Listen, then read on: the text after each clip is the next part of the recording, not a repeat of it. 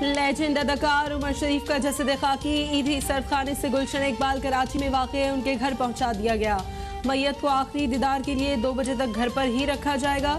نماز جنازہ آج دوپہر 3 بجے مرحوم کے نام سے منسوب عمر شریف پارک کلفٹن بلاک 2 میں ادا کی جائے گی۔ عبداللہ شاہ غازی کے مزار کے احاطے میں تدفین کی تیاریاں مکمل۔ قومی پرچم میں لپٹی میت رات گئے ٹرکش ایئر لائنز کے ذریعے جرمنی سے کراچی لائی گئی۔ عمر شریف کے اہل خانہ نے ایئرپورٹ پر میت وصول کی۔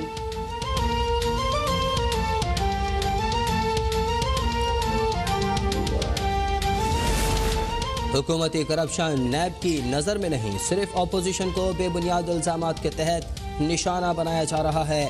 موجودہ چیئرمین کی قیادت میں نیب کیس نہیں فیس دیکھتا ہے۔ احسن اقبال کی اسلام آباد میں میڈیا سے گفتگو، بولے حکومت یک طرفہ طور پر احتساب قوانین میں ترمیم کرنا چاہتی ہے، یہ ملک میں انتشار پھیلانا چاہتے ہیں۔ نون لیگی رہنما نے مزید کہا کہ ای وی ایم کے بغیر حکومتی رہنماؤں کی ضمانتیں ضبط ہوں گی۔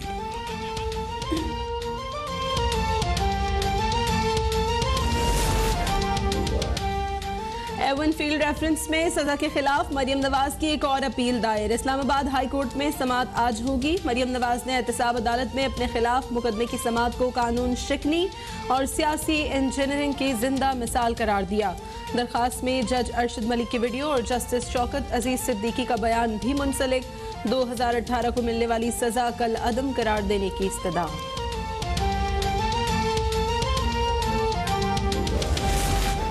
پاکستان میں پولیو کیسز میں نمایاں کمی آئی ہے۔ رواں سال ملک میں پولیو کا 1 کیس رپورٹ ہوا۔ وزیر اعظم عمران خان کی بل گیٹس سے ٹیلی فون پر گفتگو، بل گیٹس کی پولیو کے خلاف کوششوں پر وزیر اعظم عمران خان کی تعریف، تعاون جاری رکھنے کی یقین دہانی۔ وزیر اعظم عمران خان اور بل گیٹس کا افغانستان میں صحت کے نظام پر تشویش کا اظہار، وزیر اعظم کی بل گیٹس سے افغان عوام کو انسانی امداد فراہم کرنے کی درخواست۔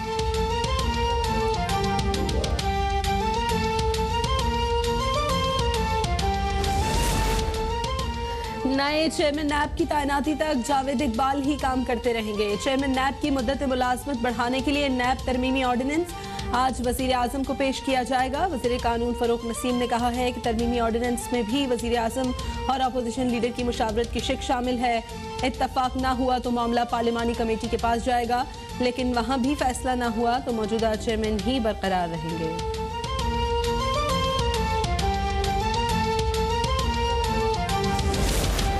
سابق وزیر اعظم یوسف رضا گیلانی کو بیرون ملک جانے سے روک دیا گیا۔ پیپلز پارٹی رہنما کو امیگریشن کراتے ہوئے ای سی ایل میں ہونے کے باعث روکا گیا۔ ایوان بالا میں قائد حزب اختلاف پارلیمانی وفد کے ہمراہ اٹلی میں کانفرنس میں شرکت کے لیے جا رہے تھے۔ بلوچستان میں سیاسی بھونچال، حکمراں جماعت کے باغی اراکین کی وزیر اعلیٰ آج شام 5 بجے تک کو استعفیٰ دینے کی مہلت۔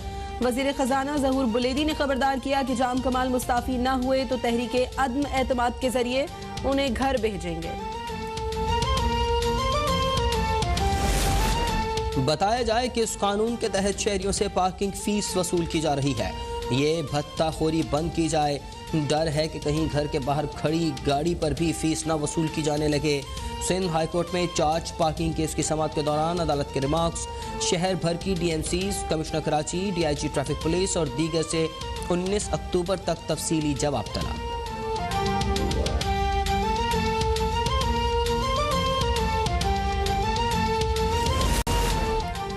ملک میں کرونا وائرس سے مزید 39 افراد جاں بحق۔ گزشتہ 24 گھنٹوں میں 1212 نئے مریضوں کا اضافہ۔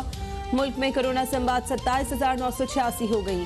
گزشتہ روز 46,477 ٹیسٹ کیے گئے۔ مثبت کیسز کی شرح 2.6% رہی۔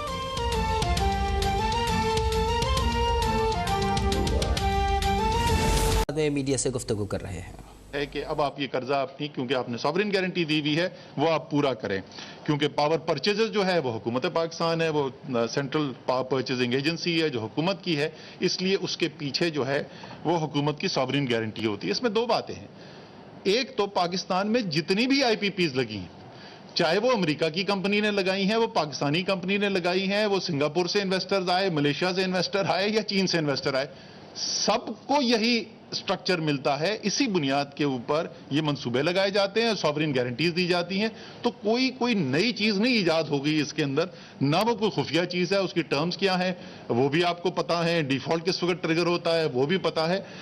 तो ये एक तो बिल्कुल ही पावर प्रोजेक्ट्स का भी अगर मैं कर दूं, और उसके अलावा ये सिर्फ पावर प्रोजेक्ट्स में भी नहीं होता, और भी ऐसे चीजें मंसूबे ऐसे होते हैं जहां हुकूमत ये समझती है कि बजाय कि अपना कैश पहले से डाल दिया जाए, वो एक प्राइवेट सेक्टर के जरिए काम करवाए और उसके पीछे उसको सपोर्ट करने के लिए कभी वो सॉवरेन गारंटी होती है, कभी stand by letter of credit होता है, और उससे हुकूमत अपना पैसा इस्तेमाल किए बगैर वो मंसूबे के अंदर सरमायाकारी करवाने में कामयाब होती है। तो जैसे मैंने कहा, कोई अनोखी बात नहीं है, कोई सीपेक के लिए खास इसमें कोई गारंटीज नहीं दी गई जो दूसरी पावर प्रोजेक्ट्स के लिए नहीं दी गई। तीसरी बात उन्होंने कही कि जी फाइनेंसिंग जो है इसकी बड़ी महंगी है, कमर्शियल टर्म्स हैं और ज्यादातर जो हैं वो तो बायर्स क्रेडिट के ऊपर हैं, ये तो बड़े महंगे कर्जे हैं। अच्छा, इन कर्जों को दो हिस्सों में अगर हम तकसीब कर लें तो एक तो वो हैं जो प्राइवेट मंसूबे हैं, निजी शोबे के मंसूबे हैं, पावर प्रोजेक्ट्स हैं, एक बड़ी तादाद में वो लगे, उनके लिए जो कर्जे लिए गए, और दूसरे वो हैं जो हुकूमत को कर्जे दिए गए जिसमें बाकी इंफ्रास्ट्रक्चर प्रोजेक्ट जिससे हुकूमत ने किए सीपेक के।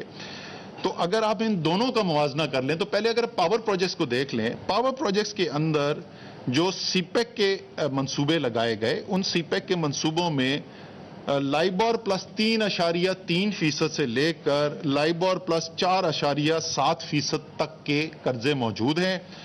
3.7% भी है, 3.8% भी है, 3.3 मैंने पहले बोला, एक और 3.75% है, और इसी तरीके से 4.05%, 4.5% और दो कर्जे जो हैं वो 4.75% भी हैं। औसत मेरे ख्याल में लगभग ये कोई 4% के करीब बन जाती है, लाइबोर प्लस 4%। अब पावर प्रोजेक्ट्स जो किए गए, जो power projects Chinese financial agencies के बजाय दूसरी फाइनेंशियल एजेंसीज ने फाइनेंस किए, और इसके अंदर वर्ल्ड बैंक की जो प्राइवेट सेक्टर लेंडिंग आर्म है, इंटरनेशनल फाइनेंस कॉर्पोरेशन IFC, वो इसके अंदर शामिल है, इसके अंदर एशियन डेवलपमेंट बैंक शामिल है, इसके अंदर जर्मनी की DEG जो लेंडिंग एजेंसी है, डेवलपमेंट फाइनेंस एजेंसी है, वो शामिल है, और मुख्तलिफ इस तरीके के ज्यादातर मगरबी इदारे हैं या मल्टीलैटरल एजेंसीज हैं। उसके अंदर एक जो सबसे सस्ता कर्जा है वो एंग्रो कादरपुर का है, वो मैं और खालिद मंसूर दोनों हमने जो मुल्क के वो प्रोजेक्ट किया था, ये वो तो लाइबोर प्लस 3% पे है। बाकी जो सारे हैं वो 4.5, 4.25, 4.75 के ऊपर है। यानी औसतन जो चाइनीज फाइनेंसिंग है इन पावर प्रोजेक्ट्स की वो उससे कम है बनिस्बत उसके कि जो ये दूसरी एजेंसी से कर्जे लिए गए।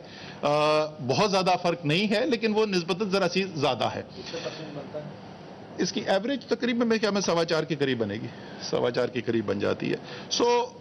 कहने की बात यह है कि प्राइवेट सेक्टर के निजी, मैं दोबारा उसको रिपीट कर दूं, निजी जो शोबे ने मंसूबों के लिए जो कर्जे लिए गए उसमें चाइनीज जो फाइनेंसिंग आई वो निस्बतन थोड़ी सी उससे कम ही है जो दूसरे मगरबी इदारों से या मल्टीलैटरल एजेंसी से आई।